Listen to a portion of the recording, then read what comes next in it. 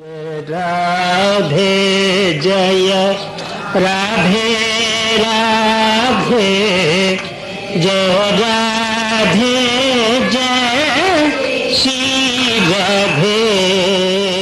एक पंडित जी देवियों की कथा बाँचते, देवियों के चरित्र की कथा बाँचते। उनके पास बहुत से पोथंगे इकट्ठे हो गए थे, बहुत स्त्रियों के चरित्र के बहुत पोथियां वो गाड़ी पर लाद के ले चलते। एक बार ये पंडित जी एक राजा के राज्य में पहुंच गए। राजमहल के पास ही लंबा चौड़ा मैदान था, वहां गाड़ी को रोक करके अपना प्रबंध करके वहीं पर देवियों के चरित्र की कथा सुनाने लग गए। बड़े बड़े आश्चर्य की बातें पंडित जी सुनाते देवियों के। सब बड़ी भीड़ होती कथा सुनने के लिए, देवियों के चरित्र की कथा सुनने के लिए बड़ी भीड़ होती। रानी जो हैं, रानी जी, वो भी अपनी अटारी में आके बैठ जाती, कथा को सुनती। कथा बल्कि महीनों कथा चली, एक पोथी भी खत्म नहीं हुई। तब जो है पंडित जी अब कथा समाप्त करके चलने की तैयारी करने लग गए। तो रानी जी ने अपने दासी को भेजा, जरा पंडित जी को हमारे पास बुला लाओ। दासी आ गई, पंडित जी से बोले कि आपको रानी जी याद कर रही। पंडित जी बड़े प्रसन्न होकर के कि रानी जी ने कथा को सुना है, कुछ दक्षिणा वगैरह देने के लिए बुला रही होंगी, तो बड़े प्रसन्न होकर के चल पड़े। पंडित जी दासी के साथ में चले गए रणिवास में। पंडित जी के दासी तो कहीं चली गई, रानी जी अकेले आसन बिछा दिया। पंडित जी आप बहुत अच्छी कथा बाँचते हैं, मुझे इतने दिनों तक सुनते सुनते बड़ा आनंद आया। इतने में एक सिपाही आया, बोलता है कि महाराजा पधार रहे।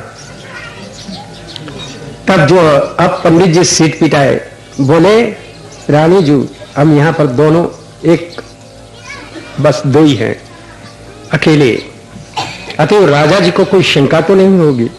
बोले कि महाराज ये राजा लोग जो हैं कदम कदम पर इनको शंका होती है, हाँ पद पद पर शंका होती है, हमारा शंका हो सकती है, तो आप मुझे कहीं छिपा दीजिए। तो वहीं पर टीन का बक्सा था लंबा चौड़ा, ढक्कन को उठा दिया, बोले कि आप इसमें बैठ जाइए। पंडित जी को बैठा करके रानी जी ने ऊपर से ढक्कन लगा दिया, अब कुंडा भी लगा दिया और एक ताला भी लगा दिया, चाबी अपने पास रख ली। राजा जी आ गए, अब बैठ करके बातचीत रानी जी और पंडित जी से बातचीत हो, ये रानी जी से राजा जी से बातचीत होने लग गई। हास परिहास, पति पत्नी जो बातचीत करते हैं इस तरह से बात। बीच में रानी जी बोल पड़ी, आज एक हमने चोर पकड़ा है। ले चोर, बक्सा पास नहीं था, सब सुनाई पड़ रहा था। तो पंडित जी पसीने पसीने हो गए। ले कहाँ तो दक्षिणा लेने आए थे, आज देने प्राण देने पड़ेंगे। आप तो जो है राजा जी बोले कि अच्छा चोर कहाँ है? बोले कि इस बक्से में बंद है। साफ कह दिया, बक्से में बंद है। अब तो पंडित जी के होश हवास, अब तो जो है, तो चलिए आप खोलिए बक्सा को, चोर को मैं दंड दूंगा। रानी जी खड़ी हो गई, राजा जी खड़े हो गए, दोनों चल करके बक्से के पास आ गए। अब पंडित जी को अनुभव हो रहा है कि राजा रानी दोनों बक्से के पास आ गए। अब जो उनका पल्पिटेशन धकड़ पकड़ होने लग गए। अब जो है राजा जी बोले कि खोलिए बक्सा को, खोलिए, मैं इस चोर को दंड दूंगा। रानी जी ने उनके मुख की तरफ देखा, मुख की तरफ देख करके बोले कि जरा बुद्धि से कुछ काम नहीं लिया आपने? बोले कि चोर जो है कोई चूहा बिल्ली है क्या, मैंने पकड़ के बक्से में बंद कर दिया। जरा भी बुद्धि से सोचा नहीं, दिमाग से सोचा नहीं। आपने चोर को कैसे, पहले ये पूछते चोर को कैसे पकड़ा, हाँ कैसा चोर, ये तो कुछ किया नहीं, और खटाक कहने लग गए कि खोलो खोलो, मैं चोर को दंड दूंगा। वाह कमाल है, ऐसे राज चलाएंगे क्या, ऐसे राज चलेगा? तब देखिए रानी जी ने समझा कि राजा जी ने समझा कि रानी जी ने मुझसे हंसी मजाक की है, हंसते हुए उल्टे पांव चले गए।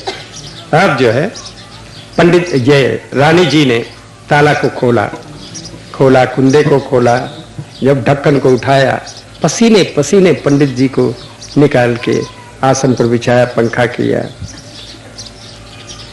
रानी जी बोली, पंडित जी ये बताइए कि आपकी पोथियां जितनी हैं उसमें ये चरित्र है क्या?